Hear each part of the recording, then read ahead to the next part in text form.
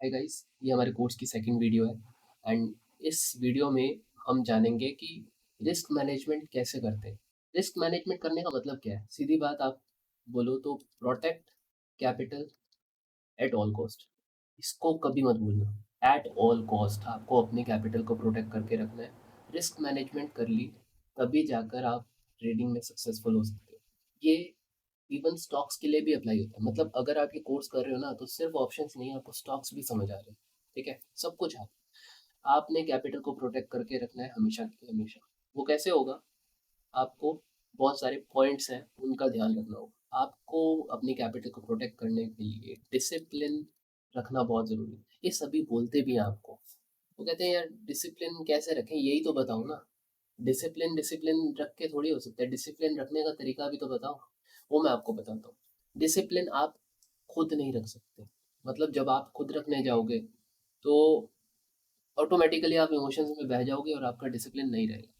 तो ट्रेड लेने से पहले आपको डिसिप्लिन मेंटेन करना होगा जब आपके इमोशंस ट्रेडिंग में नहीं आए। और वो कैसे होगा, मैं आपको बताता हूँ।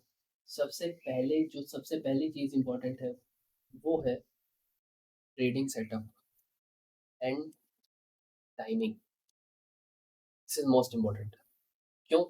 क्योंकि पहली बात तो आपको पता होना चाहिए कि एक ट्रेडिंग सेटअप आप कौन सा ढूंढ रहे हो मार्केट के अंदर, और वो अभी अवेलेबल है कि नहीं। अगर नहीं है तो आप वेट करोगे ना। अगर बिना ट्रेडिंग सेटअप के ही आप एंट्री लोगे तो वो रैंडम एंट्री होगी। रैंडम एंट्री में फिर रैंडम आउटकम आएंगे।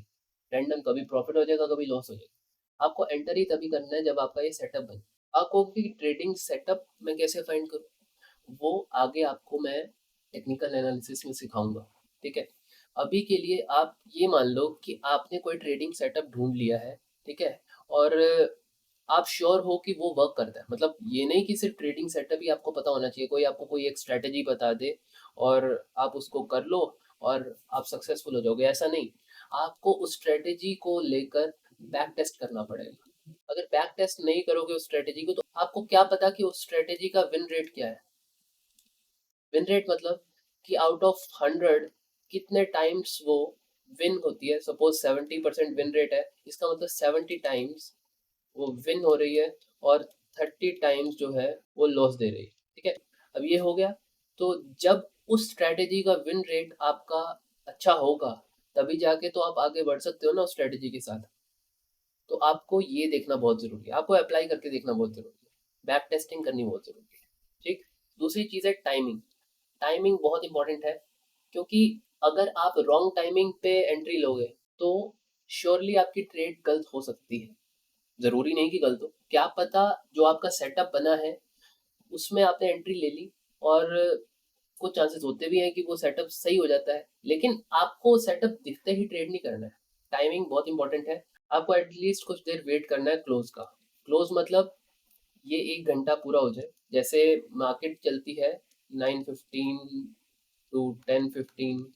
ठीक है, तो अब मान लो 1 आवर की बात करें तो 1 आवर में क्लोज का वेट करें। अब आपको अपना सेटअप दिखा है मान लो 10:47 पे, तो आप वेट करो 1 आवर के क्लोज का।